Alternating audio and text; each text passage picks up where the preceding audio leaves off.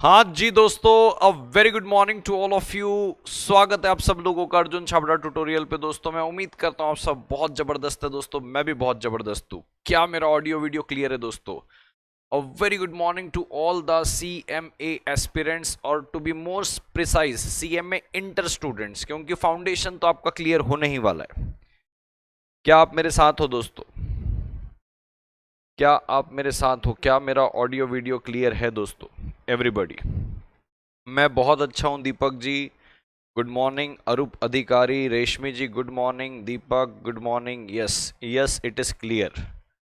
चलिए दोस्तों, अगर सारी चीजें क्लियर है तो स्टार्ट करते हैं अब CMA इंटरलॉ की लाइव क्लास। लास्ट क्लास में दोस्तों हमने CMA इंटर के संबंध में ये देखा था कि क्या पेपर पैटर्न होता है CMA इंटर का, क्या है सिलेबस के अंदर, ये सारी बातें देखी थी।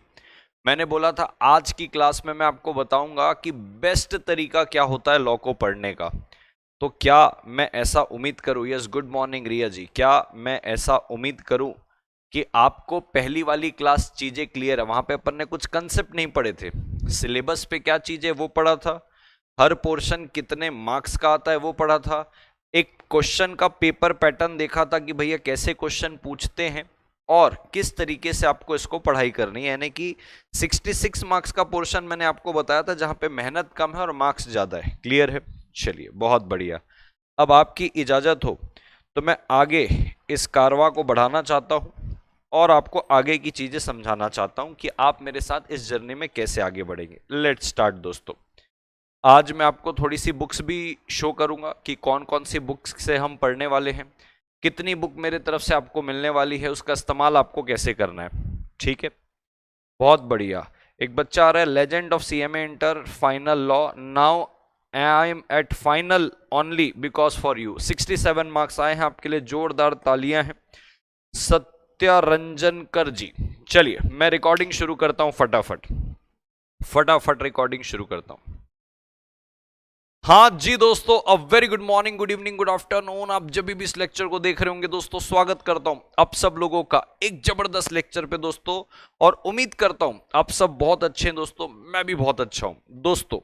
ये हमारी CMA इंटर लॉ की सेकेंड क्लास है। पहली वाली क्लास पे हमने CMA इंटर लॉ के सिलेबस के बारे से डिस्कस किया था कि 4 हिस्सों में सिलेबस बटा हुआ है, हर हिस्से के कितने मार्क्स अलॉटेड हैं, क्वेश्चन पेपर कैसा आता है एंड सो ऑन। हमने ये सारी बातें डिस्कस की थी। अगर बोलूं ये CMA इंटर लॉ का दूसरी क्लास है, CMA इंटर लॉ की दूसरी क्लास है, जिसपे पहली क्लास के अंदर हमने 2 एजेंडा डिस्कस कर लिए थे। पहला एजेंडा जो था, पहला agenda is about syllabus. When I से एजेंडा, एजेंडा का मतलब होता है कि भैया हमको कौन कौन से पॉइंट्स पे, कौन कौन से मुद्दों पे डिस्कशन करना है। तो एजेंडा नंबर 1 हमारा हो चुका था, एजेंडा नंबर 2 पेपर पैटर्न हमारा हो चुका था। ये दोनों चीजें अपन ने युद्ध स्तर पे क्लास नंबर 1 पे कर ली है। CMA इंटर लॉ की क्लास नंबर 1 पे ये ऑलरेडी डिस्कस हो गई है। किसने अगर पहली क्लास नहीं देखी है, कोई बात नहीं, मैं आई बटन में वीडियो डाल दूंगा, आप वहां से देख सकते हो। लेकिन आज वाली क्लास का पिछली क्लास से कोई लेना देना नहीं है। आइए दोस्तों, मैं फटाफट शुरुआत करता हूं।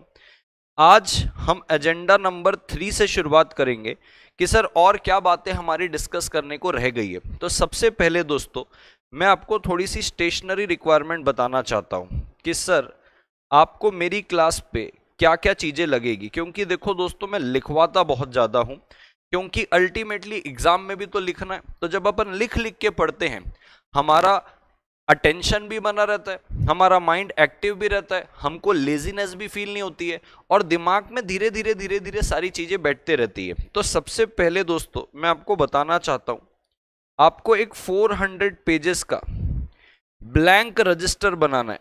ब्लैंक नोटबुक बोल लो या ब्लैंक रजिस्टर बोल लो, ये आपको मेरे साथ बना के चलना है।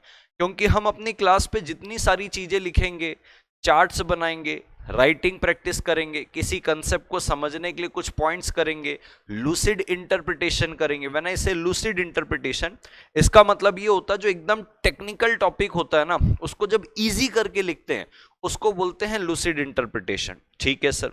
दूसरा आपको क्या लगेगा, 3 कलर के आपको पेन लेके चलने हैं साथ में। अगर आप देखोगे तो मैं मोटा मोटा 3 कलर यूज करता हूं, एक ब्लैक, एक ब्लू और एक रेड। तो आपको भी ये 3 कलर के पेन रखने हैं। एक तो रेड कलर का पेन रखना है, दूसरा एक तो ब्लैक कलर का पेन रखना है, और तीसरा जो है वो ब्लू कलर का पेन रखना है। सर ये क्यों है सर? कुछ चीजें बेटा कॉन्ट्रास्टिंग होके जब आप समझते हो ना कि रेड है यानी कि इंपॉर्टेंट है, कुछ ब्लैक है, तो आप अलग से समझ पाते हो कि हाँ भाई कुछ टेक्निकल कीवर्ड्स है जिसको अपने को एग्जाम तक लेके जाना है, इसलिए अलग अलग अपने को रखना है। हो सके तो एक आध हाइलाइटर रख लेना, हाइलाइटर की बहुत ज्यादा ऐसा जरूरत नहीं पड़ती है, सम टाइम्स लग सकती है। ठीक है सर। अब अगर बात करूं एजेंडा नंबर 4 की, एजेंडा नंबर 4 की, एजेंडा नंबर 4 भाई साहब बहुत ज्यादा इंपॉर्टेंट है, कंसिस्टेंसी। कंसिस्टेंसी बहुत ज्यादा इंपॉर्टेंट है सर। क्यों? अब देखो हमारी लाइव क्लास चल रही है सर, कुछ बच्चे रिकॉर्डेड लिए होंगे, बिल्कुल सर। अब दोस्तों क्या होता है, स्टार्टिंग में जब क्लास होती है आप देखोगे पहले दिन में 150 स्टूडेंट्स के आसपास लाइव थे पहले डे में। आज अगर आप देखोगे तो थोड़े से कम हो गए, लाइक अराउंड 120 है। तीसरे दिन में और कम हो जाएगा, चौथे दिन में और कम हो जाएगा, पांचवें दिन में और कम हो जाएगा। इंसान को आदत पड़ जाती कि चल ठीक है यार ये चीजें रिकॉर्डेड में आ जाएगी, मैं 1.5 पे, 1.8 में, 1.2 पे, 1.3 पे देख लूंगा।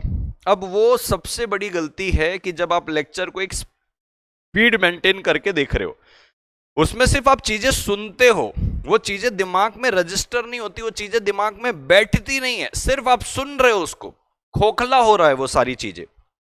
तो कंसिस्टेंसी इतनी जरूरी है दोस्तों कि अगर आपने लाइव क्लास पे इनरोल किया है तो जब तक लाइव क्लास चलेगी आपको ये कसम खानी है कि जब तक इमरजेंसी की सिचुएशन नहीं आ जाती, जब तक मरने की परिस्थिति नहीं आ जाती, जब तक घर पे कोई अड़चन नहीं आ जाती, तब तक ना तो मैं सर का साथ छोड़ूंगा ना तो सर मेरा साथ छोड़ेंगे।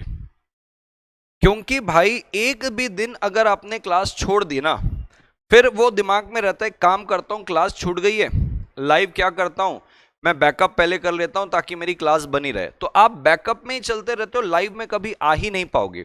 तो सर इसके लिए आपको क्या करना है, जब भी अगर आपकी कोई क्लास छूटती है आपको मेक श्योर करना है वो क्लास आप किसी बफर पीरियड में करेंगे। जैसे संडे को क्लास नहीं होगी तो संडे के दिन आपको बफर पीरियड मिला तो जो क्लास आपकी छूटी है उस दिन वो कर लो। कोई नेशनल हॉलीडे आ रहा है, किसी दिन मुझे ही कोई अर्जेंट काम आ गया मैं क्लास नहीं लिया, तो आपको वो जो छुट्टी वाली क्लास है वो आपको बफर पीरियड में देखनी है। और आपको मेक श्योर करना है कि आप लाइव क्लास में कंटिन्यूसली बने रहे जब तक लाइव क्लास चल रही है। तो आज आप मेरे साथ एक प्रॉमिस करेंगे, लिखेंगे यहां पे, लिखेंगे साथ में, जब तक इमरजेंसी की सिचुएशन नहीं आ जाती, जब तक इमरजेंसी की सिचुएशन नहीं आती, जब तक इमरजेंसी की सिचुएशन नहीं आती तब तक, जब तक इमरजेंसी की सिचुएशन नहीं आती मैं आपका साथ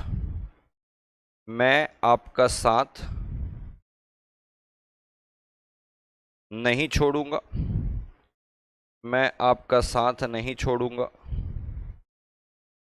बराबर है ना आप मेरा साथ छोड़ेंगे।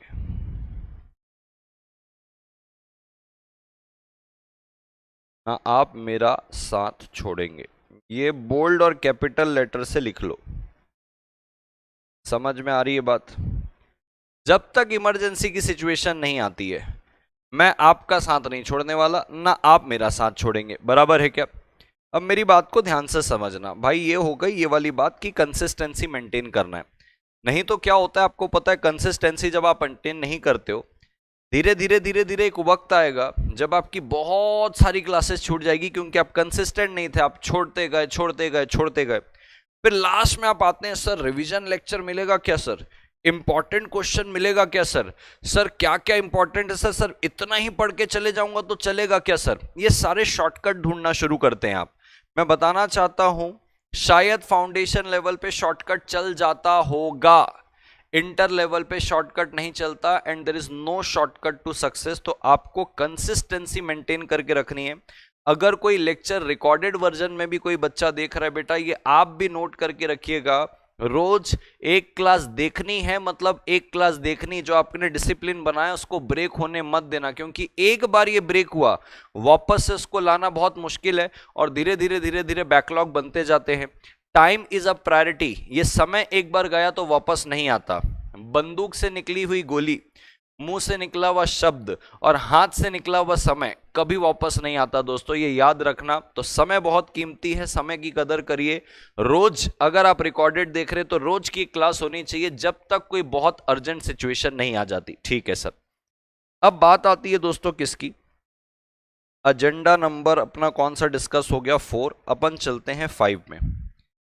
जितने भी इस ग्रुप के, मतलब इस बैच में जितने भी लोग इनरोल करेंगे, ठीक है, मैंने आपको ऑलरेडी इनरोलमेंट के बारे से बताया हुआ है कि एक अर्ली बर्ड डिस्काउंट चल रहा है।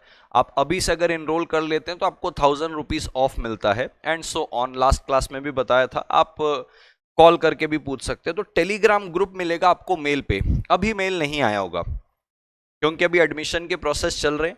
एक टेलीग्राम ग्रुप आपको मिलेगा, इस टेलीग्राम ग्रुप को आपको मैंडेटरीली ज्वाइन करना है। इस पे कोई अपडेट आ रहे हैं, मैं यूट्यूब पे कोई मैराथन लेने वाला हूं, यूट्यूब पे कोई रिवीजन लेने वाला हूं, आपके एग्जाम से 1.5-2 महीने पहले सुपर 50 या सुपर 70 क्वेश्चन लेने वाला हूं, इंस्टीट्यूट नए मॉडल क्वेश्चन पेपर निकालती है वो लेने वाला हूं।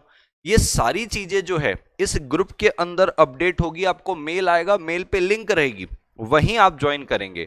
और बताना चाहता हूं, हम इसको ऑन रिक्वेस्ट रखते हैं। ऑन रिक्वेस्ट का मतलब जब आप लिंक को क्लिक करेंगे और जैसे ही आप ज्वाइन करने की कोशिश करेंगे, आप अपने से ज्वाइन नहीं होंगे, हम अपने डेटाबेस में देखते हैं कि ये बच्चा हमारे से इनरोल हुआ है क्या, उसके बाद ही हम उसकी रिक्वेस्ट एक्सेप्ट करते हैं। क्योंकि कुछ नादान, कुछ बदमाश बच्चे जिनको ये नहीं पता कि अगर मैं ये लिंक किसी और से शेयर करूंगा, जितने ज्यादा लोग उस ग्रुप पे रहेंगे उतनी ज्यादा फालतू बातें उस ग्रुप के अंदर होगी, उसको अपनी भलाई के बारे से नहीं पता होता है, वो शेयर कर देता है अपने दोस्तों के साथ, कहता है आइए तुम भी ज्वाइन हो जाइए। हम उन स्टूडेंट को इसके अंदर एक्सेप्ट ही नहीं करते जो हमारे डेटाबेस में है ही नहीं। तो आप अपना जो नाम रहेगा वो चिंटू, पिंटू, मोनू, सोनू मत डालना, बाबू, सोना, एंजल, प्रिया, ये सारे नाम मत डालना, किंग अर्जुन, किंग फलाना मत डालना। आपका जिस नाम से आपने एनरोलमेंट किया है उस नाम से आप टेलीग्राम ग्रुप के अकाउंट से इसको ज्वाइन करना, तो ही हम आपकी रिक्वेस्ट को उस पर एक्सेप्ट करते हैं। यहाँ पे टोटल आपके बडी रहेंगे, सारे बडी वो जो इस बैच के अंदर एनरोल हैं, जो सीएमए इंटर की एक्सक्लूसिव क्लास इससे ले रहे हैं, तो ये आपको ज्वाइन करना है। अब आज पे अपने पास आता है बात, जो मैंने आपको बोला था लास्ट क्लास पे कि आपको मैं ये सिखाऊंगा, that is approach to learn law. Best approach क्या होती है? Approach to learn law. Law को लर्न करने का या लॉ को सीखने का या लॉ को इंटरप्रिटेट करने का बेस्ट तरीका क्या होता है? Best approach to learn law. Best approach to learn law. क्या आप मेरे साथ हो दोस्तों? क्या आपको मैं ये अप्रोच सिखाना शुरू कर दूं? मजा आएगा आपको, बहुत ज्यादा मजा आएगा आपको ये पूरी की पूरी अप्रोच सीखने में। क्या आप मेरे साथ हो दोस्तों? तो आज भी मैं आपका कोई सिलेबस नहीं शुरू कर रहा हूं, आज तो मैं आपको बता रहा हूं कि किस तरीके से आपको लॉ को पढ़ना चाहिए। मैं आपको किस एनालिसिस के साथ, कौन सी डेप्थ के साथ लॉ सिखाने वाला हूं, क्योंकि ये जो लॉ है आपको लगता बड़ा थ्योरेटिकल है, लेकिन ये बहुत प्रैक्टिकल है। ये आपके प्रैक्टिकल लाइफ में सीएमए बनने के बाद आपके कॉर्पोरेट वर्ल्ड में, आपके प्रैक्टिस में और आपके डे टू डे लाइफ में बहुत ज्यादा काम आने वाला है। तो आइए दोस्तों, जब मैं आपको बेस्ट वे सिखा रहा हूं तो मैं एक लॉ से शुरू करता हूं जो आप ही के पोर्शन में है, इंडस्ट्रियल लॉ। इंडस्ट्रियल लॉ जो सेक्शन नंबर बी पे है आपके सीएमए इंटर लॉ के सिलेबस में, जो 15 मार्क्स का आपका कवरेज रखता है, जिसको प्यार से लेबर लॉ भी बोला जाता है, प्यार से लेबर लॉ भी बोला जाता है। मैं वहां से इसकी शुरुआत कर रहा हूं, लेबर लॉ से। उसके अंदर एक चैप्टर है factories act, and I am again repeating, मैं आज आपका कोई सिलेबस शुरू नहीं कर रहा हूं, मैं आज कोई इंडस्ट्रियल लॉ और लेबर लॉ से शुरुआत नहीं कर रहा हूं। मैं सिर्फ और सिर्फ फैक्ट्रीज एक्ट, लेबर लॉ के अंदर जो फैक्ट्रीज एक्ट 1948 है, मैं सिर्फ और सिर्फ इस टॉपिक को इसलिए उठा रहा हूं ताकि मैं आपको best way to learn law सिखा सकूं, मेरा इंटरप्रिटेशन सिखा सकूं, मेरे एनालिसिस आपको सिखा सकूं। तो दोस्तों, जैसे नाम पे लिखा हुआ है फैक्ट्रीज एक्ट 1948, तो बड़ा क्लियर बात कर रहा है कि भैया ये जो एक्ट है, ये जो कानून है, किसके ऊपर लगेगा? फैक्ट्री के ऊपर। अब दोस्तों, इस एक्ट का जो पर्पस है, इस एक्ट का क्या पर्पस है, ये कानून को क्यों बनाया गया है? तो भैया फैक्ट्री के अंदर काम करते हैं वर्कर, तो मैं बताना चाहता हूं ये जो पर्पस है इस फैक्ट्रीज एक्ट का, ये वर्कर की हेल्थ को ध्यान रखने के लिए है, वर्कर की सेफ्टी को ध्यान रखने के लिए है और वर्कर के वेलफेयर के लिए है। यानी कि सर, इस फैक्ट्री के अंदर जितने भी वर्कर काम करते हैं उनकी हेल्थ का ख्याल रखने के लिए, उनकी सेफ्टी का ख्याल रखने के लिए और उनके वेलफेयर के लिए, यानी कि उनकी वेलबींग के लिए, उनका अच्छा करने के लिए इस फैक्ट्रीज एक्ट 1948 को बनाया गया। अब आइए मैं थोड़ा ब्रीफ कर दूं इस एक्ट का, ताकि आप इसको अच्छे से समझ पाए। दोस्तों, अगर आप ध्यान देंगे तो यहां पे लिखता है 1948, भारत आजाद हुआ 1947 में, उसके जस्ट एक साल बाद इस एक्ट को लाया गया। अब सोचो ये क्यों लाया गया? दोस्तों, जैसे ही भारत आजाद हुआ तो जो ग्रीडी बिजनेसमैन है, लालची बिजनेसमैन जो होते थे, जो बड़ी बड़ी फैक्ट्री चलाते थे, बड़ी बड़ी इंडस्ट्री चलाते थे, कोई कांच की फैक्ट्री चला रहा है यानी कि कांच की बोतलें बना रहा है, कोई टेक्सटाइल इंडस्ट्री के अंदर था तो वो कपड़े बनाता था, कोई पैकिंग इंडस्ट्री में है तो वो पैकिंग कर रहा है, कोई प्रिंटिंग इंडस्ट्री में तो प्रिंट वाले उस पे है। तो ऐसे करके बहुत सारी फैक्ट्रियां आजादी के बाद जब पिक्चर पे आई, तो जितने भी मालिक होते थे फैक्ट्री के, वो वर्कर को एक तरीके से स्लेव जैसे ट्रीट करते थे। स्लेव यानी कि गुलाम बना के। कैसे सर? सुबह 7 बजे वर्कर आ रहा है और रात को 8 बजे 9 बजे तक उसको काम कराया जाता था। खाने में उसको शायद चाय दे दिए, बिस्किट दे दिए, एक टाइम का भी खाना उसको सही से नहीं मिल रहा है, और ये सब करवाने के बाद भी उनकी जो वेजेस है वो एकदम मिनिमलिस्ट, जिसमें उसके खुद का ना हो तो उसके परिवार का कुछ चल सकता है। तो एक तरीके से स्लेव जैसे इनको ट्रीट किया जा रहा था। उनकी हेल्थ खराब हो रही थी, क्योंकि जिस फैक्ट्री में ज्यादा धुआं निकलता है वो धुआं उसी धुएं में काम कर रहा है, कोई एग्जॉस्ट नहीं लगा हुआ है, कोई वेंटिलेशन की सिस्टम नहीं है। 2 साल 4 साल 5 साल के बाद उसकी पूरी लंग्स खराब हो जाती थी, उसको सांस लेने में प्रॉब्लम होती थी, फिर उसको काम से निकाल दिया जाता था और एक समय आता था कि उसकी डेथ हो जाती थी। ये तो वो वाली फैक्ट्री हो गई जहां पे धुआं ज्यादा निकल रहा है। अब कुछ फैक्ट्री ऐसी है जहां पे बहुत ज्यादा हीट होती है। अब जहां पे बहुत ज्यादा हीट हो रही है, वो लगातार 55 डिग्री 52 डिग्री के टेम्परेचर पे काम कर रहा है। वो गर्मी की वजह से उसकी बॉडी में कुछ अलग प्रॉब्लम आने लग गई है। किसी को कोई बाय डिफॉल्ट हेल्थ की प्रॉब्लम रहती थी, वो फैक्ट्री पे ही आके मर जाता था। कभी कोई इमरजेंसी हो गई, फैक्ट्री में आग लग गई, तो कोई आंख से झुलस के मर गया। कहीं कोई ऐसी फैक्ट्री जहां पे हैवी हैवी मेटल स्टोन ये सब होते हैं, कभी किसी के ऊपर सिर पे कोई भारी सामान गिर गया, वो वहां मर गया। हेलमेट की सुविधा नहीं दी जा रही है, आग लग रही है तो फायर एक्सटिंक्शन नहीं है, वो वहीं खा रहा है, वहीं काम कर रहा है, वहीं सुसु पोटी कर रहा है, गंदगी में रह रहा है। तो ना तो उसकी हेल्थ का कोई ध्यान रखा जा रहा था, ना तो उसकी कोई सेफ्टी का ध्यान रखा जा रहा था, ना तो उसके कोई वेलफेयर का ध्यान रखा जा रहा है। गर्मी का टाइम है, गर्मी के टाइम पे पानी पीने की सुविधा तक उसको नहीं दी जा रही है। खाना वो खा रहा है वहीं पे जहां पे काम कर रहा है, जहां पे गंदे केमिकल्स के साथ काम हो रहा है, जहां पे धुआं निकल रहा है। उसके वेलफेयर का कोई ख्याल ही नहीं है, उसकी सेफ्टी का कोई ध्यान ही नहीं है, उसकी हेल्थ का कोई ध्यान ही नहीं है। सिर्फ गुलाम बना के रखे और एक समय आके उसकी डेथ हो जाती थी।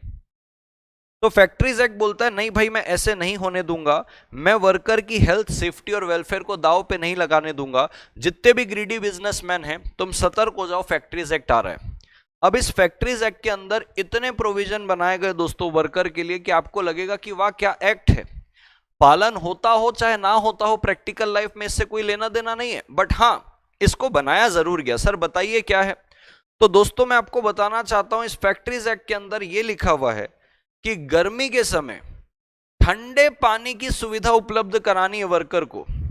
वर्कर के लिए कैंटीन होना चाहिए फैक्ट्री के अंदर। और अगर किसी एक फैक्ट्री में 500 से ज्यादा वर्कर काम कर रहे हैं तो एनी टाइम एक एम्बुलेंस खड़ी होनी चाहिए नर्सिंग स्टाफ के साथ। जब ब्रेक मिलेगा तो ब्रेक के टाइम पे उस वर्कर को एक शेल्टर रूम दिया जाएगा जो कि कूलर के साथ या अच्छी हवा पानी के साथ मेंटेन हो, हाइजीन कंडीशन में, जहां पे वो शांति से बैठ के खाना खा सकता है और थोड़ी सी नींद ले सकता है। अगर आप उससे ओवर टाइम कराओगे तो उसको ओवर टाइम वेजेस देना पड़ेगा। साल में कम से कम उसको इतनी छुट्टी मिलनी चाहिए। और अगर वुमन वर्कर है, किसी फैक्ट्री में 30 से ज्यादा वुमन वर्कर है और उसका बच्चा अगर 6 साल के अंदर है, तो फैक्ट्री के अंदर एक क्रैश होना चाहिए। क्रैश यानी कि जहां पे बच्चों को संभाला जाता है और वो क्रैश किसी वुमन इंचार्ज के हाथ में रहेगा जिसको बच्चे संभालने की ट्रेनिंग होनी चाहिए। ये सारी बातें दी हुई है। बहुत ज्यादा गर्मी में काम कर रहा है तो इंसुलेशन होना चाहिए जो हीट को सेपरेट करके ले। कोई अंधेरे वाली जगह तो प्रॉपर लाइटिंग होनी चाहिए। फैक्ट्री का इतने इतने इतने समय में सफाई होनी चाहिए। इवन वुमन और मैन के लिए वॉशिंग फैसिलिटी अलग है, उनके यूरिनल अलग दिए हुए हैं। ये सारी बातें इस एक्ट के अंदर लिखी हुई है जो उनकी हेल्थ, सेफ्टी और वेलफेयर को क्या करता है, प्रमोट करता है। अब सवाल आता है दोस्तों, यहां तक की तो चीजें आपने समझ ली कि हाँ भैया ये फैक्ट्रीज एक्ट का कुछ तो पर्पस है। अब मुझे आप एक बात बताओ, सीधी सी बात है, जब मैं बोल रहा हूं फैक्ट्रीज एक्ट यानी कि फैक्ट्रीज के ऊपर लगने वाला कानून जो आया है कब, 1948, यानी कि सर इस फैक्ट्रीज एक्ट की जो एप्लीकेबिलिटी है, एप्लीकेबिलिटी यानी कि ये लगता किसके ऊपर है, तो ये एप्लीकेबिलिटी है इसकी फैक्ट्री के ऊपर। अब सवाल आता है सर ये फैक्ट्री की डेफिनेशन कहां दी है, क्योंकि पहले तो डेफिनेशन पढ़ेंगे फैक्ट्री की तो हमको समझ में आएगा कि हाँ भाई ये फैक्ट्री इसको बोलना है कि नहीं बोलना है, क्योंकि फैक्ट्री की डेफिनेशन दी कि भाई ऐसी जगह होनी चाहिए जहां पे मैन्युफैक्चरिंग प्रोसेस हो रही है, उसकी रिक्वायरमेंट दी हुई है। तो मैं आपको बताना चाहता हूं दोस्तों, फैक्ट्री की डेफिनेशन दी है सेक्शन 2 क्लॉज नंबर M के अंदर। और मैं ये उम्मीद कर रहा हूं कि जो जो चीजें मैं स्क्रीन में आपके साथ साथ लिखते जा रहा हूं, आप भी मेरे साथ साथ साथ में लिखते जा रहे हैं। आइए दोस्तों, मैं सबसे पहले आपको फैक्ट्री की डेफिनेशन पढ़ाता हूं जो सेक्शन 2 क्लॉज M के अंदर दी हुई है, और उसके बेसिस पे मैं आपको लॉ पढ़ने का एक जबरदस्त तरीका सिखाऊंगा कि वाह सर, आप बोलोगे कि मजा आ गया सर फैक्ट्री की डेफिनेशन पढ़ के, इसी इंटरप्रिटेशन से हमको पूरा लॉ पढ़ाइएगा। आइए दोस्तों, फैक्ट्री की डेफिनेशन मैं आपको बताता हूं और मैं उम्मीद करता हूं कि आप साथ साथ में लिख रहे होंगे। तो दोस्तों कहता है फैक्ट्री का मतलब होता है एनी प्रीमाइसेस, एनी प्रीमाइसेस। अब आपके दिमाग में आया होगा सर प्रीमाइसेस का मतलब क्या है, तो मैं आपको बताना चाहता हूं प्रीमाइसेस का मतलब होता है प्लेस, ऐसी कोई भी जगह, any premises, any premises including precincts. अब आपके दिमाग में आएगा सर कि प्रीसिंट्स किसको बोलते हैं, प्रीसिंट्स, बराबर है। तो प्रीसिंट्स का मतलब ये होता है दोस्तों, जो मेन फैक्ट्री की जगह होती है उसके आगे का हिस्सा, उसके पीछे का हिस्सा, उसके लेफ्ट का हिस्सा, उसके राइट का हिस्सा एंड सो ऑन। आपको मैं दिखाना चाहता हूं कि मैं किसको प्रीसिंट्स बोल रहा हूं, जस्ट अ मोमेंट, आपको थोड़ा सा आइडिया लग जाएगा। ये देखिए दोस्तों, मैं आपके सामने पेश कर रहा हूं एक फोटो। अब अगर आप देखोगे इस फोटो के अंदर दोस्तों, ये फैक्ट्री है, ठीक है, वहां पे भी फैक्ट्री, यहां पे भी फैक्ट्री, यहां पे कुछ प्रोसेस चलता होगा, यहां पे कुछ प्रोसेस। तो उसके आजू बाजू का जितना एरिया है, जैसे ये वाला एरिया हो गया, ये जो पीछे का, इसको बोलते प्रीसिंट्स। ये पूरा प्रीसिंट्स है, जो आने जाने का रास्ता है, फैक्ट्री के पीछे का रास्ता, आगे का रास्ता, ये वाले जो हिस्सा है, अगर आप देखोगे एंट्रेंस एरिया, ये देखो ये फैक्ट्री का एंट्रेंस एरिया है। ये जितनी भी खाली जगह आपको दिख रही है, कहीं पार्किंग लगती होगी, कहीं आने जाने का रास्ता होगा, इसको बोला जाता है प्रीसिंट्स। तो मैं आपको क्या बोला, ऐसी कोई भी जगह, एनी प्रीमाइसेस, प्लेस इंक्लूडिंग प्रीसिंट्स, प्रीसिंट्स आपको समझ में आ गया होगा, आगे पीछे की जगह। अब इसको दो हिस्सों पे तोड़ा जाता है, बोले ऐसी कोई भी जगह, कोई भी प्लेस जिस पे प्रीसिंट्स भी आएगी, यानी कि पूरी की पूरी जगह। अब इसको दो हिस्सों पे बांटा गया है, ठीक है, दो हिस्सों में बांट के बोलता है जहां पे 10 और मोर वर्कर्स, 10 और मोर वर्कर्स काम कर रहे हैं, या तो 20 और मोर वर्कर्स काम कर रहे हैं। आइए दोस्तों इसको समझ के लेते हैं। बोले कोई भी जगह होनी चाहिए दोस्तों, कोई भी जगह इंक्लूडिंग प्रीसिंट्स जहां पे 10 और more workers are working. Are working का मतलब क्या है, अभी काम कर रहे हैं, यहां पे 20 और मोर वर्कर्स आर वर्किंग, ठीक है सर। चलो सर अभी काम नहीं कर रहे हैं तो वर वर्किंग हो जाओ। वर वर्किंग यानी कि आज तो काम नहीं कर रहे हैं, आमतौर पर काम करते हैं। पिछले हफ्ते भर से वहां पे काम चल रहा था, हफ्ते भर से काम बंद है। आर वर्किंग यानी कि प्रेजेंटली काम कर रहे हैं, और यहां पे क्या आ जाएगा, वर वर्किंग। ठीक है सर। सर ये 10 और 20 का क्या रोल है, अभी मैं आपको बताऊंगा। और फिर कहता है ऑन एनी डे, कहता है ऑन एनी डे। आज 10 और उससे ज्यादा लोग काम कर रहे हैं, या 10 और ज्यादा लोग पहले काम करते थे किसी भी दिन में, यानी कि हफ्ते भर पहले काम कर ही रहे थे। और यहां पे भी लिखता है on any day. Any day यानी कि भाई किसी भी दिन, बरोबर है क्या, प्रीसीडिंग 12 मंथ। यानी कि सर ऑन एनी डे जब आप बोल रहे हो तो एनी डे कब देखेंगे, प्रीसीडिंग 12 मंथ, पिछले 12 महीनों में किसी भी दिन, किसी भी दिन, एक दिन भी अगर काम कर रहे होगे उसको बोला जाएगा any day, preceding 12 month, preceding 12 months. अच्छी बात है सर, ये 12 महीने की बात हुई। ठीक है सर, यहां तक हुआ। 10 और मोर वर्कर आपने बोला, यहां पे 20 और मोर वर्कर आज या तो पहले काम कर रहे थे किसी भी दिन पिछले 12 महीने में, हाँ कि सर। अब आगे बढ़ते हैं और बोले क्या कर रहे हैं वो लोग, मैन्युफैक्चरिंग प्रोसेस चल रही है वहां पे। क्या चल रही है, manufacturing process, manufacturing process, manufacturing process is being carried on, manufacturing process is being carried on, is being carried on। यानी कि सर ये लोग काम करके वहां पे क्या कर रहे हैं, मैन्युफैक्चरिंग प्रोसेस कर रहे हैं। ये सबसे इंपॉर्टेंट कीवर्ड है, दैट इज मैन्युफैक्चरिंग प्रोसेस। बात को बिल्कुल ध्यान से सुनिएगा, मैन्युफैक्चरिंग प्रोसेस कर रहे हैं। यहां पे भी मैं लिखता हूं manufacturing process, manufacturing process is being carried on, manufacturing process is being carried on। चाहे आप मैन्युफैक्चरिंग प्रोसेस अभी वहां पे कर रहे हो, किसके साथ, कहता है with the aid of power. I repeat, with the aid of power. Sir what do you mean by with the aid of power? With the aid का मतलब पावर की सहायता लेते हुए। सर पावर का मतलब क्या, इलेक्ट्रिसिटी। मशीन है, मशीन को इलेक्ट्रिसिटी मिल रही है, मशीन के थ्रू आप मैन्युफैक्चरिंग प्रोसेस कर रहे हो। मैं दूंगा एग्जांपल। और यहां पे कहता है आप मैन्युफैक्चरिंग प्रोसेस कर रहे हो without the aid of power, without the aid of power. यानी कि सर हमको ये बात समझ में आ गई, 10 और मोर वर्कर और 20 और मोर वर्कर में सिर्फ यहां पे ही डिफरेंस है। यहां पे with the aid of power है, लेकिन यहां पे without the aid of power लिखा हुआ है सर। यानी कि 20 और मोर वर्कर अगर काम कर रहे हैं तो वहां पे पावर की जरूरत नहीं है, फिर भी हम उस जगह को फैक्ट्री मानेंगे। लेकिन 10 और मोर वर्कर काम कर रहे हैं तो पावर चाहिए तो फैक्ट्री माना जाएगा, बिना पावर के उसको फैक्ट्री नहीं माना जाएगा। एक लास्ट पॉइंट मैं आपके सामने रखना चाहता हूं, कहता है manufacturing process is being carried on. Being carried on यानी कि अभी चल रही है, लेकिन अगर अभी नहीं चल रही है, पिछले एक हफ्ते पहले चल रही थी, तो इसको बोला जाता है कि अभी नहीं चल रही है, इसको बोला जाता है और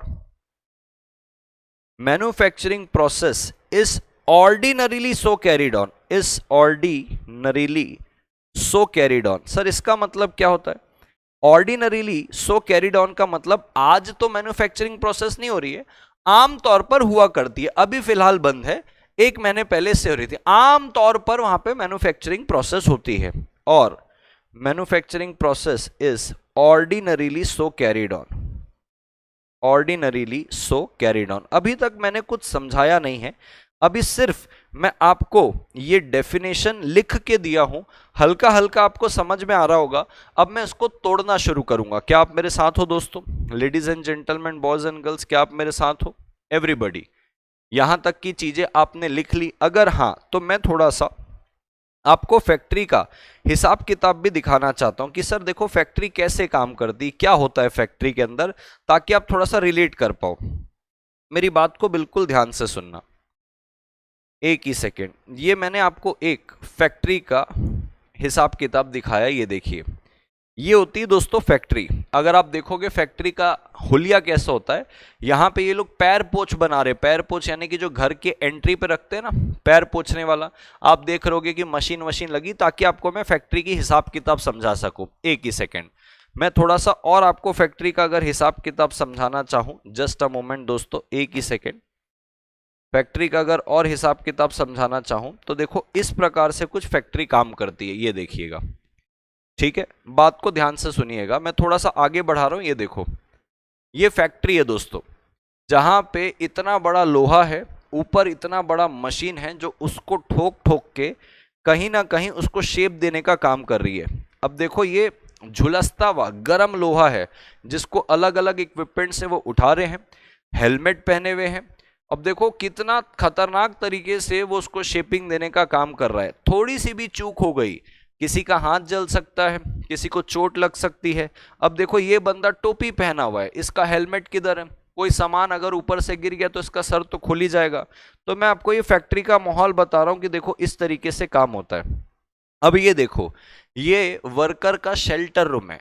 शेल्टर रूम का मतलब जहां पे आराम कर रहे हैं। आप देख पा रहे हो कंबल ओढ़े हुए हैं, नीचे गद्दा तक नहीं है, एक दरी बिछी हुई है। इस हालत में इनको रखा जाता है। और मैं आपको कुछ चीजें दिखाना चाहता हूं। ये वाली फैक्ट्री का आप हिसाब किताब देखिएगा। ये देखो, ये गरम गरम कुछ लोहा पिघलाने की कोशिश कर रहे हैं। अब इस पे क्या होगा देखना। ये गरम लोहा है, अचानक से देखो वो पूरा का पूरा फट जाता है, नीचे गिर जाता है। ये तो लोग भाग गए, नहीं तो यहां पे इनके हाथ पैर जलने की, इनके पूरे शरीर जलने की संभावना थी। देखो कितना हीट में है वो। और थोड़ा आगे बढ़ाऊं, ये देखो, ये गरम चीजें डाल रहा था, यानी कि गरम पिघलता हुआ लोहा किसी उस पे डाल रहा था बर्नर में, और वो पूरा का पूरा नीचे गिर गया। अब तुम खुद सोचो, यहां पे अगर कोई व्यक्ति होता, यहां पे अगर कोई व्यक्ति होता तो जल जाता। अब ये वाली देखो, ये फैक्ट्री है, फैक्ट्री में एक गलती हुई, पूरे के पूरे सामान गिर गए। और आपने अगर नोटिस किया होगा, यहां पे देखो एक बंदा वहां पे खड़ा हुआ है जो वो फैक्ट्री पे लोडिंग अनलोडिंग का काम कर रही है। देखो उसकी एक टक्कर हुई, उसी के ऊपर पूरा सामान गिर गया। तो भाई ये एक गलती जो होनी थी, उसकी वजह से देखो उसकी जान तक भी जा सकती है। थोड़ा सा और आगे आप जाओगे, देखो ये लोग फैक्ट्री में काम कर रहे हैं, अचानक से ऊपर से एक सामान गिरा, देखो भाग गए। किसी के भी सिर पे अगर गिर गया होता तो उसका सर खुल गया होता। अब यहां पे अगर आप देखोगे, वहां पे देखो मिक्स हो रही है चीजें, ये देखो यहां पे मिक्स हो रही है, अचानक से वो फट गया। तो भाई जब जब ऐसी कोई आग लग रही है, फट रहा है, सारा कार्यक्रम यहां पे चल रहा है, इनकी सेफ्टी वेलफेयर के लिए आपने क्या किया है?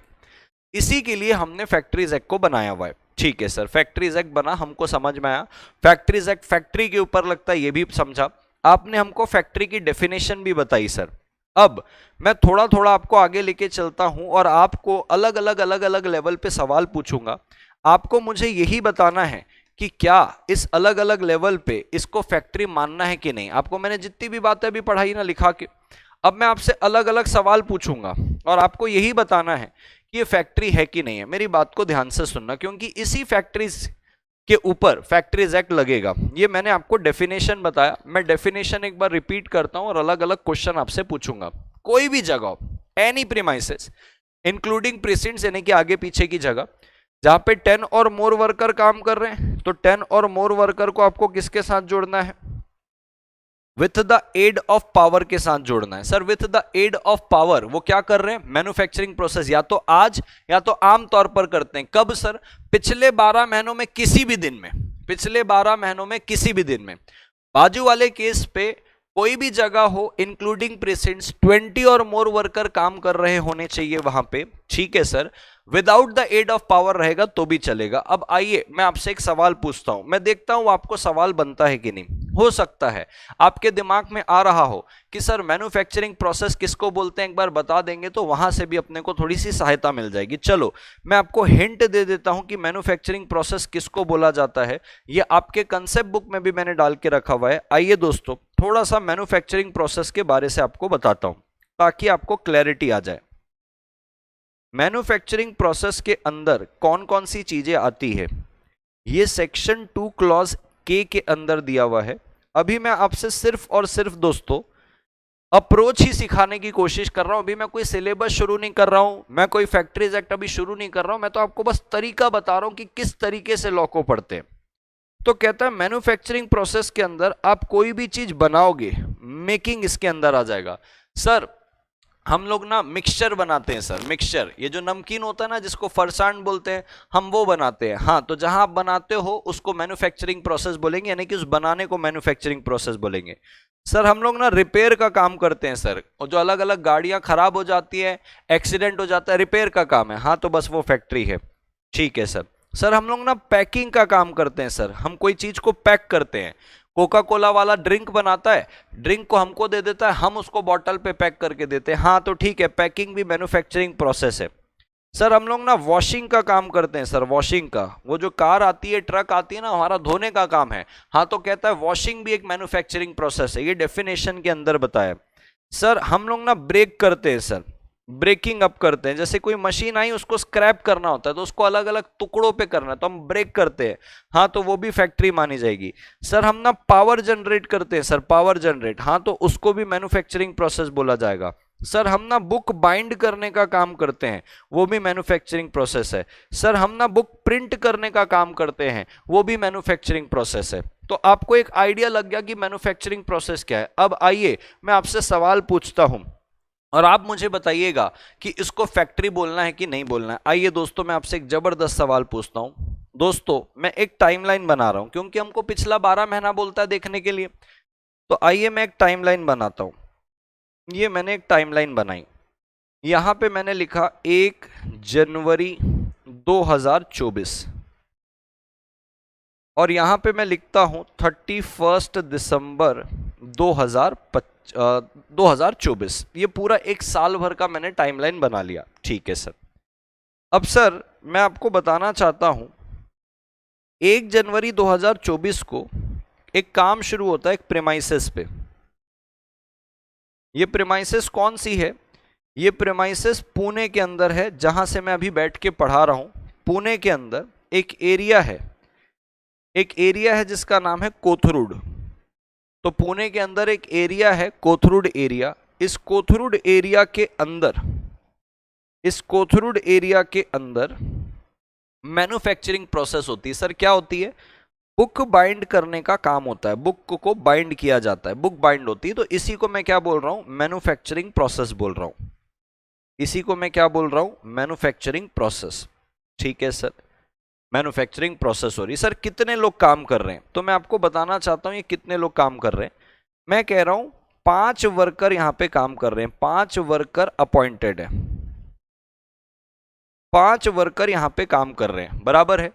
आपको ये बताना है कि इस प्रेमाइसेस को, इस प्रेमाइसेस को जहां पे बुक बाइंड होने का काम चल रहा है, यानी कि पुणे के अंदर कोथरूड एरिया है, वहां पे एक प्रेमाइसेस है जहां पे बुक बाइंड होने का काम चल रहा है, जो कि 2K के हिसाब से मैन्युफैक्चरिंग प्रोसेस है।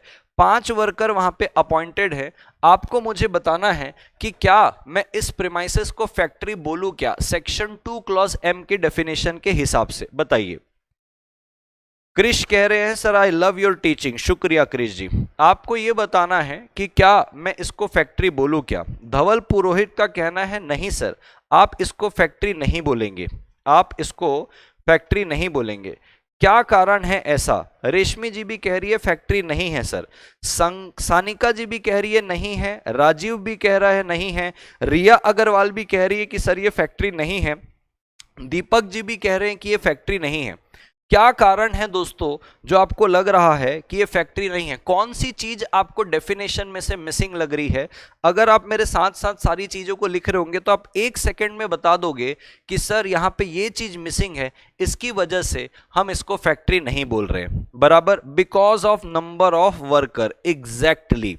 सर देखो, सबसे पहले जो मिनिमम रिक्वायरमेंट है वो तो ये है सर कि कम से कम 10 वर्कर तो होने ही चाहिए, मिनिमम 10 वर्कर तो होने चाहिए सर, वर्कर ही नहीं है। तो अगर मैं कहता हूं, एक एक करके चलता हूं, मैं यहां पे सबसे पहले तो आंसर लिख देता हूं। सच प्रीमाइसेस, आप भी साथ साथ में लिखेंगे, such premises is not a factory, is not factory since it lacks minimum number of worker, वो लैक कर रहा है minimum number of worker. Clear है दोस्तों? मिनिमम नंबर ऑफ वर्कर को वो क्या कर रहा है? लैक कर रहा है। कम से कम 10 तो होने चाहिए। अब मेरी बात को ध्यान से सुनना, ठीक है? मैं आपको समझाना चाहता हूं, मैं देखना चाहता हूं कि आपको कितने अच्छी तरीके से चीजें समझी। मैं थोड़े से वेरिएशन करता हूं इसमें। अब वेरिएशन क्या करता हूं, ध्यान से समझना। मान लो दोस्तों यहां पे 7 जून में, I repeat 7th of June, मैं 1 जनवरी का आपको डेटा दिया था, मैं 7th ऑफ जून की बात करता हूं, 7th ऑफ जून 2024 मैं इसका डेटा लेता हूं। 7th ऑफ जून 2024 को क्या हुआ, ये जो प्रीमाइसेस है, जो इसका मालिक है, इसको एक बड़ा प्रोजेक्ट मिला। बड़ा प्रोजेक्ट यानी कि बहुत बड़ा लॉट मिला बुक को बाइंड करने के लिए। इसके 5 वर्कर से काम नहीं हो पाता, बराबर है। तो इसने क्या किया, इसने अपॉइंट कर लिया 7 पीपल, 7 पीपल को अपॉइंट किया, 7 people appointed for only 1 day, 7 people appointed for only 1 day. क्यों सर, भाई एक ही दिन में काम हो जाता, 5 हमारे पास पहले से थे, 7 पीपल को मैंने और अपॉइंट कर दिया, सिर्फ एक दिन के लिए अपॉइंट किया, ठीक है। टोटल कितने हो गए, टोटल 12 वर्कर्स हो गए, टोटल 12 वर्कर्स हो गए। अब आपके दिमाग में आ रहा होगा सर, अब हमको ये बता दो कि 7 जून को जब आपने 7 पीपल सिर्फ ओनली 1 डे के लिए किए, टोटल 12 वर्कर हो गए। अब ये लोग बुक बाइंडिंग करने का काम कर रहे हैं, बराबर है। किसका काम कर रहे हैं, बुक बाइंडिंग करने का काम कर रहे हैं। टोटल 12 वर्कर हो गए। अब बताइए, क्या अब इसको मैं फैक्ट्री बोलूंगा क्या, अब बताइए क्या मैं इसको फैक्ट्री बोलूंगा क्या, फटाफट बताइए, क्या मैं इसको फैक्ट्री बोलूंगा क्या। अभी देखो, आप लोगों ने, दीपक ने हाँ बोला, धवल ने हाँ बोला, गौरव ने मना किया, रिया भी हाँ बोल रही है, राजीव सिंह भी मना कर रहे हैं, राजीव सिंह मना कर रहे हैं। एग्जैक्टली मेरे को अखिलेश दुबे का आंसर सबसे अच्छा लगा। अखिलेश दुबे का आंसर मेरे को इसलिए अच्छा लगा, कहता है sir depend on the electricity, यानी कि डिपेंड ऑन पावर। मैंने तो कहीं बताया ही नहीं कि पावर का इस्तेमाल हो रहा है कि नहीं हो रहा है करके, मैंने कहीं बताया पावर के बारे से। बुक बाइंड कर रहे हैं मैंने बोला, अब इलेक्ट्रिसिटी यानी कि पावर का इस्तेमाल कर रहे हैं कि नहीं कर रहे हैं, ये तो अपने को नहीं पता चला, ये तो अपने को कहीं पे भी डेटा पे नहीं दिया हुआ है, ये तो मैंने क्वेश्चन में ही नहीं दिया हुआ है। तो अगर मैं कहता हूं टोटल अगर 12 वर्कर हो गए हैं और यहां पे लिखा है ओनली 1 डे के लिए, तो भैया हमने तो पढ़ के ही रखा था ऊपर कि ऑन एनी डे, किसी भी दिन, एनी डे, वो एक दिन भी चलेगा। यानी कि सर आप ये कहना चाह रहे हो ये टोटल 12 वर्कर तो हो गए सर, टोटल 12 वर्कर तो हो गए सर, टोटल 12 वर्कर। अब सवाल आता है कि क्या ये विथ एड ऑफ पावर काम कर रहे हैं कि क्या विदाउट एड ऑफ पावर काम कर रहे हैं, विदाउट एड ऑफ पावर काम कर रहे हैं। अगर सर ये विथ एड ऑफ पावर काम कर रहे हैं तो डेफिनेटली सर हम इसको क्या बोलेंगे, फैक्ट्री। लेकिन ये पावर के साथ काम नहीं कर रहे हैं sir, without aid of power है। अब देखो 10 और मोर वर्कर हो गए, पावर के साथ है तो फैक्ट्री है, पावर नहीं है तो अपने को कम से कम 20 लोग लगते हैं, विदाउट एड है तो नॉट अ फैक्ट्री। क्या आप मेरे साथ हो। अब आप इस बात को फील करिए कि मान लीजिए ये 12 वर्कर हैं, ये बिना पावर के काम कर रहे हैं, मैं इसको फैक्ट्री नहीं मान रहा हूं, तो डेफिनेटली अगर मैं इसको फैक्ट्री नहीं मान रहा हूं, नॉट अ फैक्ट्री, तो हमारा फैक्ट्रीज एक्ट नॉन एप्लीकेबल हो जाएगा। इस प्रीमाइसेस के ऊपर फैक्ट्रीज एक्ट 1948 नॉन एप्लीकेबल हो जाएगा, नॉन एप्लीकेबल। यानी कि यहां पे ठंडे पानी की सुविधा नहीं मिलेगी, यहां पे 500 से ज्यादा वर्कर होने होंगे तो एम्बुलेंस वाली बात इसमें नहीं लगेगी, कैंटीन वाली बात नहीं लगेगी, वुमेन वर्कर है तो क्रैश वाली बात इस पे नहीं लगेगी। क्यों, क्योंकि ये फैक्ट्री नहीं है। लेकिन इसके ऊपर पूरा का पूरा फैक्ट्रीज एक्ट लगेगा अगर एड ऑफ पावर के साथ काम किया जा रहा है। यहां पे फैक्ट्रीज एक्ट क्या हो जाएगा, एप्लीकेबल हो जाएगा। क्या आप मेरे साथ हो दोस्तों, क्या आप मेरे साथ हो, क्या आपको ये चीज क्लियर हो गई। अगर यहां तक की बातें क्लियर हुई तो मैं थोड़ा सा आगे आपको और लेके जाना चाहता हूं और थोड़ा वेरिएशन करके समझाना चाहता हूं, देखता हूं आपको समझ में आता है कि नहीं आता है, बराबर है। मैं थोड़ा सा वेरिएशन करके आपको और समझाना चाहता हूं और देखता हूं आपको समझ में आता है कि नहीं आता है। अब दोस्तों मैं थोड़ा सा अगर आगे और जाऊं, जैसे मैंने आपको बताया कि 7 पीपल को अपॉइंट किया गया है, बराबर 7 पीपल मैंने बोला था, और मैंने आपको कोई डेटा नहीं दिया था कि पावर के साथ काम हो रहा है कि नहीं हो रहा है, और मैंने बोला एक ही दिन के लिए हुआ था। अब मैं 7 की जगह यहां पे लिख देता हूं और करके 15 पीपल, 15 पीपल को अपॉइंट किया गया सिर्फ एक दिन के लिए, 15 पीपल को अपॉइंट किया गया सिर्फ एक दिन के लिए। 5 ऑलरेडी थे, 7 जून को 15 लोगों को और अपॉइंट किया गया सिर्फ एक दिन के लिए बुक बाइंड करने के लिए। और अभी भी मैं आपको कोई डेटा नहीं दे रहा हूं कि पावर है कि नहीं है। अब बताइए कि ये फैक्ट्री है कि नहीं है, अब बताइए कि ये फैक्ट्री है कि नहीं है। 7 पीपल और 15 पीपल मैंने लिखा है कि भैया 7 पीपल और 15 पीपल, बराबर। और मैं अभी भी आपको नहीं बता रहा हूं, मैं क्या पहले 7 अपॉइंट कर रहे थे, 5 ऑलरेडी थे, 7 अपॉइंट के तो 12 हुए। अब मैं आपको बता रहा हूं पहले 5 थे, अब मैंने 15 अपॉइंट किए। क्या अब ये फैक्ट्री है? हाँ सर फैक्ट्री है। सर आपने पावर के बारे से तो कुछ बताया नहीं। अरे 20 और मोर वर्कर के केस पे हम पावर नहीं भी रहता है तो भी क्या बोलते हैं? फैक्ट्री। क्यों? क्योंकि 20 और मोर वर्कर है, वर्कर ज्यादा हो गए ना, भले पावर नहीं है तो पावर की जगह वर्कर अपना पावर चला रहे हैं। तो भैया यहां तो सीधी सी बात है, मैं यहां पे विथ एड और विदाउट एड देखूंगा ही नहीं, मैं सीधा सीधा इसको क्या बोलूंगा? फैक्ट्री। अब सवाल आता है दोस्त, सवाल आता है कि सर मैं फैक्ट्री किसको बोल रहा हूं, किसको फैक्ट्री बोल रहा हूं, मैं किस जगह को फैक्ट्री बोल रहा हूं, मैं आपसे यह पूछना चाहता हूं, बराबर है। मैं किस जगह को फैक्ट्री बोल रहा हूं, मैं आपसे यह पूछना चाहता हूं। क्या आप मेरे को बता सकते हैं कि मैं किस जगह को फैक्ट्री बोलूंगा? क्योंकि उस जगह पे फैक्ट्रीज एक्ट लगेगा, बराबर है। किस जगह को मैं फैक्ट्री बोलूंगा? फटाफट मुझे बताएंगे किस जगह को मैं फैक्ट्री बोलूंगा? एवरीबॉडी फटाफट। जहां बुक बाइंड हो रही है, एग्जैक्टली। बहुत अच्छा लगा मेरे को ये बात मुझे बहुत अच्छी लगी। आइए इसको लिखते हैं, ठीक है, इसको लिखते हैं। The place where manufacturing process, the place where manufacturing process is going on,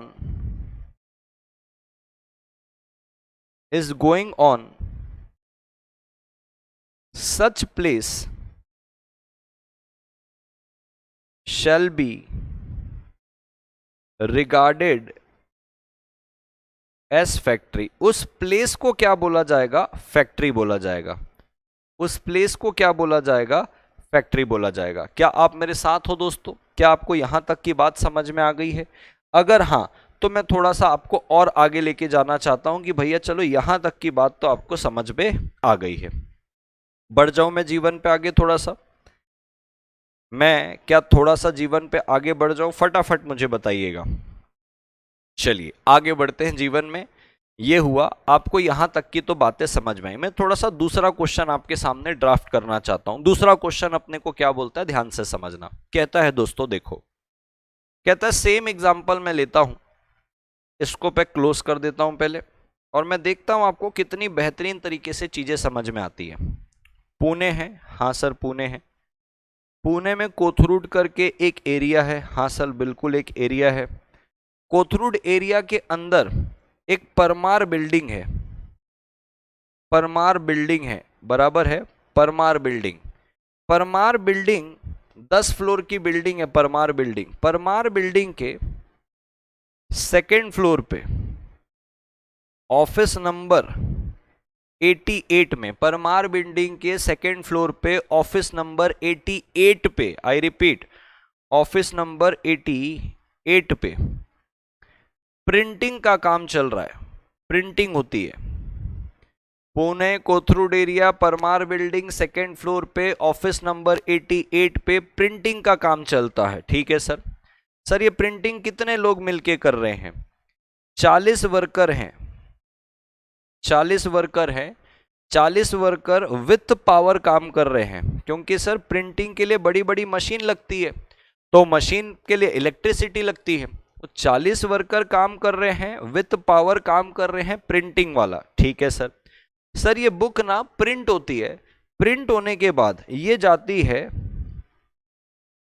outside office 88, office 88 के आउटसाइड जाती है, ऑफिस 88 के आउटसाइड जाके आती ग्राउंड फ्लोर पे, ग्राउंड फ्लोर पे आई। ग्राउंड फ्लोर पे जो एंट्रेंस एरिया है सर, ग्राउंड फ्लोर पे जो एंट्रेंस एरिया है, ग्राउंड फ्लोर पे जो एंट्रेंस एरिया है, आई रिपीट, ग्राउंड फ्लोर पे जो एंट्रेंस एरिया है,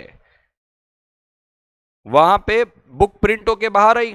एंट्रेंस एरिया में बाइंडिंग का काम चलता है, क्योंकि अभी बुक प्रिंट हुई है ना, अभी क्या किया जा रहा है, उसका बाइंड किया जा रहा है, यानी कि भाई बुक्स के पेजेस आए हैं, उसको एक बुक बनाने के लिए बाइंड करना पड़ेगा, उस पर कवर पेज लगाना पड़ेगा। तो बुक बाइंड होने का काम कहां हो रहा है, यहां पे ग्राउंड फ्लोर पे एंट्रेंस एरिया पे आके यहां पे बुक क्या हो रही है, बाइंड हो रही है। ठीक है सर, बुक बाइंड हो रही है। अब सवाल आता है सर, ये जो बुक यहाँ पे बाइंड की जा रही है, ठीक है, ये कैसे की जा रही है, यहां पे भी मशीन है, मशीन के साथ 11 वर्कर यहां पे काम कर रहे हैं। ठीक है सर, मशीन है और 11 वर्कर काम कर रहे हैं। अब एंट्रेंस एरिया है। अब जब बुक बाइंड हो जाती है, तो बुक बाइंड होने के बाद यहां पे एक ट्रक खड़ी है, ट्रक इन बुक को ले जाने के लिए। तो यहां पे इस ट्रक पे लोडिंग और अनलोडिंग का काम होता है, लोडिंग अनलोडिंग का काम यहां पे होता है। और सर लोडिंग अनलोडिंग किससे होती है, ये भी विथ पावर होता है, ये भी विथ पावर होता है। कितने लोग करते हैं loading unloading with power, 10 workers मिलके करते हैं। इनके पास एक गाड़ी होती है जिसपे ये बुक को लोड करते हैं, फिर वो गाड़ी ऐसे सामान गुड बुक को ऐसे उठाती है, उसके बाद कुछ वर्कर ट्रक पे खड़े होके उसको सीधा ट्रक पे लोड करते हैं। यहाँ पे लोडिंग अनलोडिंग का काम हो रहा है विथ पावर 10 वर्कर के साथ। अब मेरी बात को ध्यान से सुनना, हड़बड़ाना नहीं है, हड़बड़ाना नहीं है। मेरा सिंपल सवाल, ये जो प्लेस है भाई, सीधी सी बात है, मेरी बात को ध्यान से सुनना। यहां पे अगर आप देखोगे तो ये एंट्रेंस एरिया है ग्राउंड फ्लोर पे, तो भाई ये क्या हो गई, प्रिसिंट्स हो गई। ये कोई जगह नहीं है, ये कोई प्लेस ऑफिस नहीं है, ये प्रिसिंट्स है, प्रिसिंट्स। ये क्या हो गई, प्रिसिंट्स, जो मैंने आपको दिखाया था स्टार्टिंग में ही इमेज में। यहां पे भी जहां पे लोडिंग अनलोडिंग चल रही है, ये भी क्या हो गई, प्रिसिंट्स हो गई।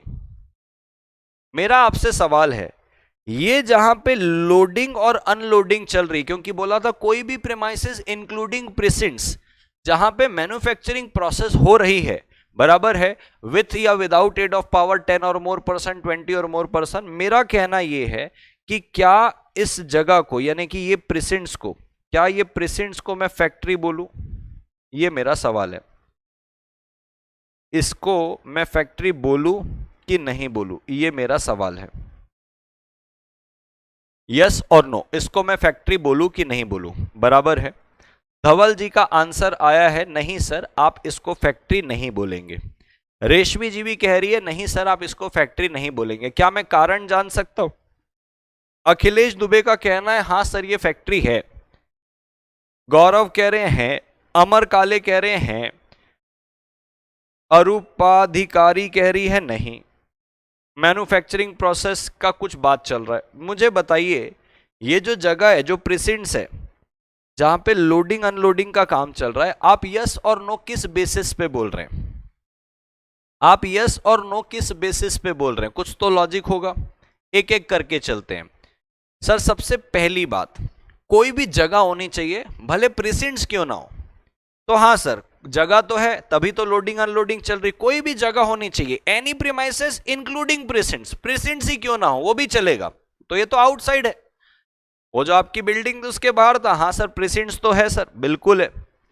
अब उसमें बोला कि 10 और मोर वर्कर वहां पे मैन्युफैक्चरिंग करने चाहिए पावर के साथ, तो भैया 10 और मोर पर्सन भी है, पावर भी है, मैन्युफैक्चरिंग प्रोसेस होना चाहिए बोला।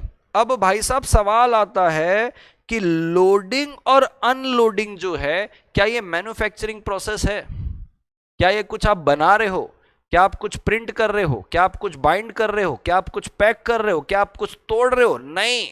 सेक्शन 2K जो मैन्युफैक्चरिंग प्रोसेस मैंने आपको पढ़ाई थी, loading unloading is not a manufacturing process. Loading unloading is not a manufacturing process. Manufacturing process as per section 2K, as per section 2K यानी कि कौन सा? जो मैन्युफैक्चरिंग प्रोसेस का था। तो जब ये मैन्युफैक्चरिंग प्रोसेस ही नहीं है, ये सब कंडीशन पूरी कर रही है सिर्फ मैन्युफैक्चरिंग प्रोसेस को छोड़कर। क्या सर कोई जगह है? हाँ। भले प्रेसिडेंट्स है? हाँ है। 10 और मोर वर्कर काम कर रहे हैं? कर रहे हैं। पावर के साथ काम कर रहे हैं? कर रहे हैं। पिछले 12 महीने में किसी भी दिन कर रहे हैं? मैं कह रहा हूं रोज कर रहे हैं। लेकिन बात आ रही क्या मैन्युफैक्चरिंग प्रोसेस है क्या? बोले नहीं भाई साहब, loading unloading is not a manufacturing process. तो आंसर विल बी नो, ये फैक्ट्री नहीं कहलाएगी। वो जगह जहां पे लोडिंग अनलोडिंग हो रहा है, वो प्रेजेंट्स, वो जगह फैक्ट्री नहीं कहलाएगी। क्या यहां तक की बात आपको समझ में आई? अगर हां तो फिर मैं थोड़ा सा और आगे बढ़ना चाहता हूं। अगर यहां तक की बात समझ में आई तो मैं थोड़ा सा और आगे बढ़ना चाहता हूं। बताइए, क्या यहां तक की बात आपको समझ में आ गई है? यानी कि सर इस जगह पे कोई भी सेफ्टी इक्विपमेंट रखने की जरूरत नहीं है क्योंकि ये फैक्ट्री नहीं है। इस जगह में कितनी गर्मी हो, ठंडे पानी की सुविधा रखने की जरूरत नहीं है। इवन आप बिलीव नहीं करोगे, स्पिटून्स होते हैं ना जहां पे थूका जाता है, वो तक के प्रावधान है फैक्ट्री के अंदर की फैक्ट्री के आसपास थूकदान होने चाहिए। कि गुटखा खाएगा, बोलो जुबान केसरी बोल के थूकेगा, बराबर है क्या? तो जहां पे थूकेगा वहां पे स्पिटून होना चाहिए, तो यहां पे स्पिटून की भी जरूरत नहीं है। ठीक है सर, अब मेरी बात को ध्यान से सुनना। मैंने कहा जब ये आउटसाइड ऑफिस नंबर 88 जाता है ग्राउंड फ्लोर के एंट्रेंस एरिया में, एंट्रेंस एरिया में बुक बाइंडिंग का काम चलता है। अब again entrance area is not an office, is not अ जगह, वो एक प्रिसिंट्स है, आने जाने वाली जगह है, एंट्रेंस एरिया है जहां पे मशीन के साथ 11 वर्कर लोग बुक बाइंडिंग का काम कर रहे हैं। मेरा सवाल ये है कि सर ये जो प्रिसिंट्स है, ये प्रिसिंट्स यानी कि ये एंट्रेंस एरिया जहां पे 11 वर्कर पावर के साथ, मशीन के साथ बुक को बाइंड करने का काम कर रहे हैं, क्या मैं इसको फैक्ट्री बोलूं कि नहीं बोलूं? यस और नो, क्या मैं इसको फैक्ट्री बोलूं कि नहीं बोलूं? ये मेरा आपसे सवाल है, यस और नो। बताइए, क्या ये फैक्ट्री मानी जाएगी कि नहीं मानी जाएगी? यस और नो, फटाफट बताएं। ठीक है, यहां पे कई लोगों ने नो नो करके आंसर दिया, जैसे अरूपाधिकारी ने नो बोला, दीपक ने मना किया, बट बाकी लोग हां बोल रहे हैं। जो हां बोल रहे हैं उनका ही आंसर सही है। पूछो क्यों?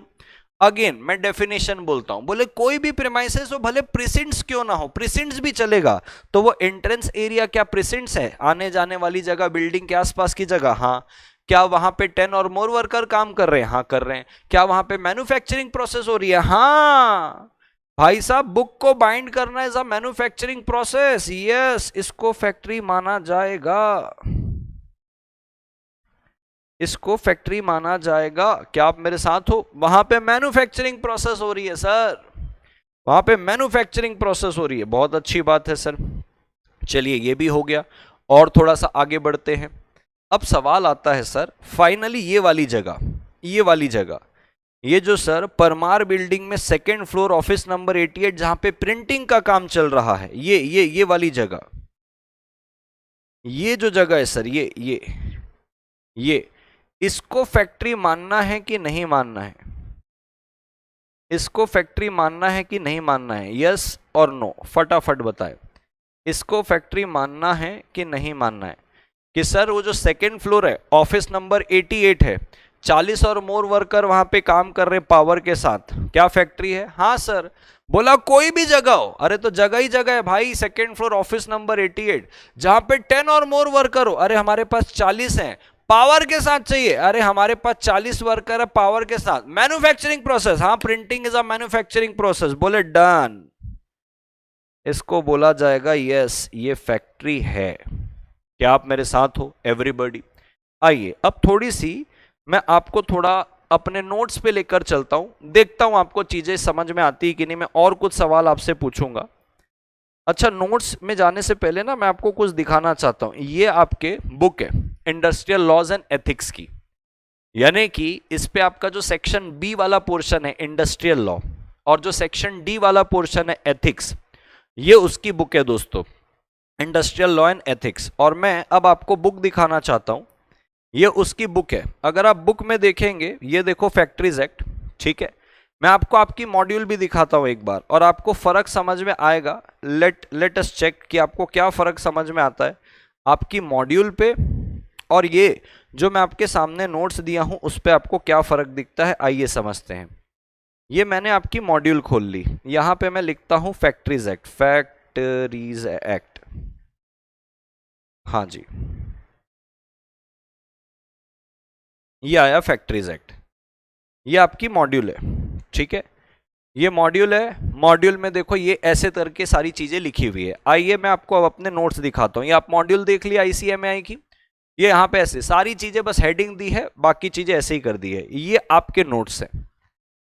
हमने जो नोट्स बनाए वो ऐसे हैं, पर्पस अलग किया, केस अलग से लिखा, कीवर्ड को हाईलाइट किया, मेन ऑब्जेक्ट बताया, एक्सटेंड बताया, इफेक्ट बताया, एप्लीकेबल बताया कि फैक्ट्री के ऊपर है, हर चीज को तोड़ दिया।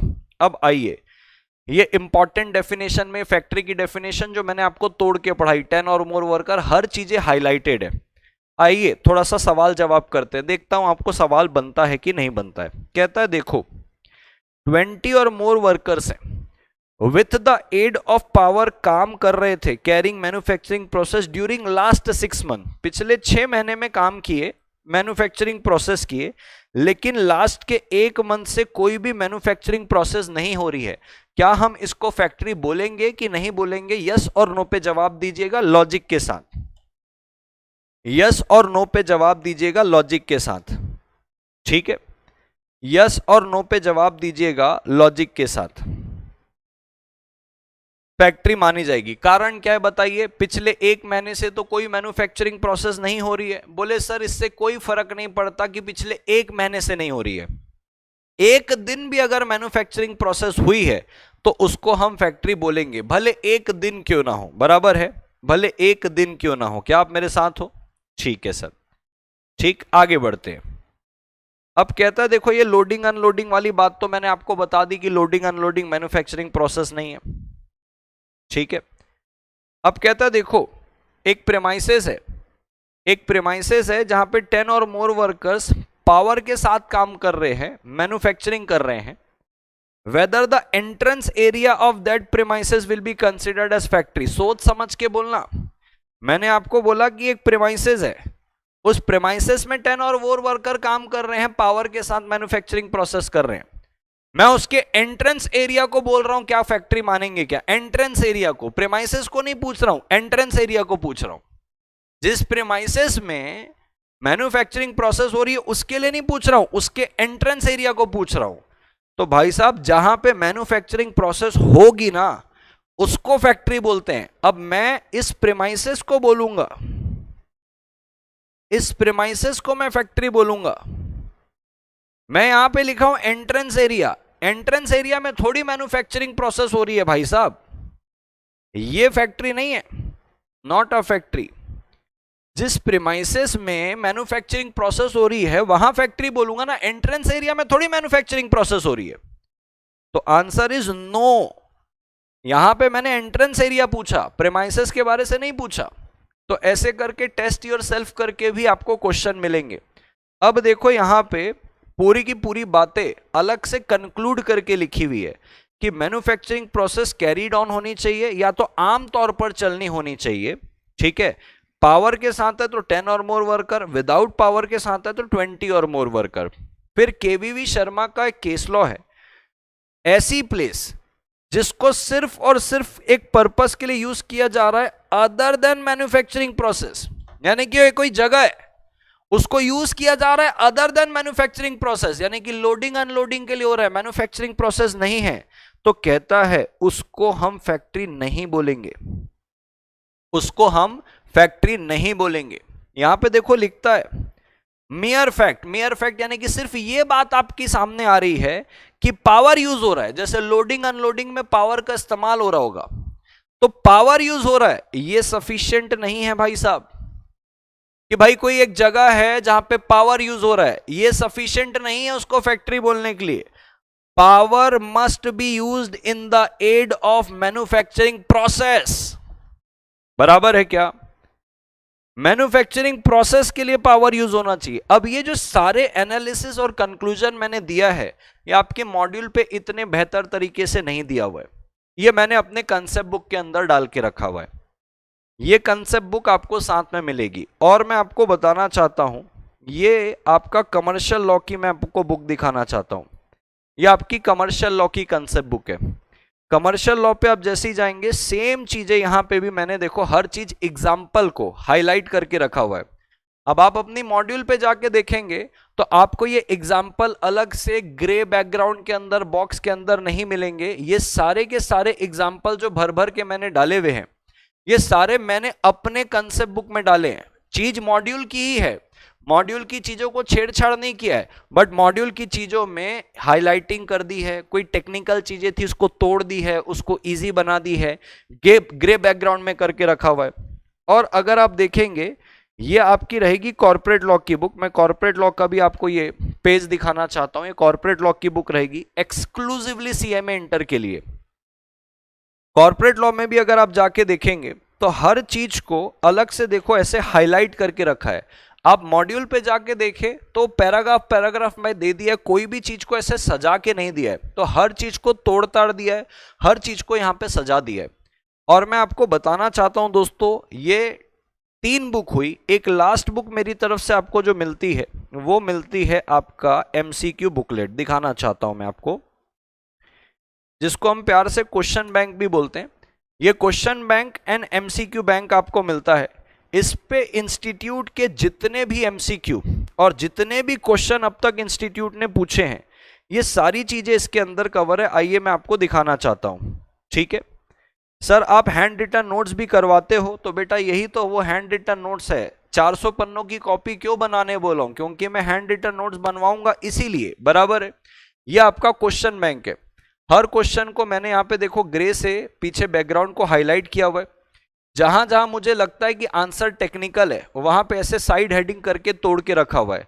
इसमें इंस्टीट्यूट के सारे past exam paper, MTP, RTP, model question paper, और लास्ट पे आपको दिखेगा एमसीक्यू। ये लास्ट पे आपको एमसीक्यू दिखता है। ये पूरे एमसीक्यू विथ आंसर्स के साथ यहाँ पे हमने कवर किए हुए। सो दोस्तों, दैट्स ऑल फॉर टुडे। मैं उम्मीद करता हूं आपको क्लास बहुत अच्छी लगी होगी। अगर लगी है तो मुझे कमेंट बॉक्स में बताइएगा वीडियो खत्म होने के बाद। और मैं एक बार आपको वापस से बताना चाहता हूं दोस्तों, हमारा अर्ली बर्ड ऑफर चल रहा है, आपको ये बात पता होगी। अर्ली बर्ड ऑफर चल रहा है। आप रिजल्ट के पहले अगर क्लासेस ले लेते हो तो 5500 रुपीज पे आपको ये क्लास मिल जाएगी, जबकि इसकी ओरिजिनल कॉस्ट 6500 है। रिजल्ट के पहले अगर आप लेते हो तो आपको ये 5500 में मिल जाएगा, यही लाइव लेक्चर और ये सारे बुक्स के साथ। इनरोल करने के लिए दोस्तों 6262621438 में कांटेक्ट कर लो, या 9552521438 पे कॉल कर लो।